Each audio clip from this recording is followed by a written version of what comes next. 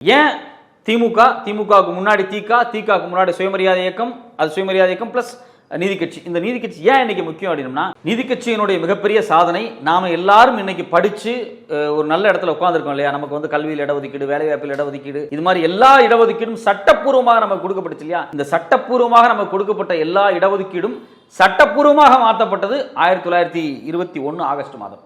அதாவது முதல் சட்டமாகும். அது இன்னும் சட்டம் உறுதிப்படுத்தவில்லை, வைஸ்ராய் கையெழுத்தெல்லாம் போடல, அது போடுறதுக்கு 7 வருஷம் ஆகுது. ஆனால் பாராளுமன்றத்தில் ஒரு மசோதாவாக உள்ளே கொண்டு வந்தது நீதி கட்சி தான். இது வந்து பிற்பாடு 1927 தான் கையெழுத்தாகுது. சுப்ராயன் முதலமைச்சராக இருக்கும்போது, சுப்ராயில் கொண்டு வந்தது, சுப்ராயன் முதலமைச்சராக இருக்கும்போது இது வந்து கம்யூனல் ஜீவோவா வருது.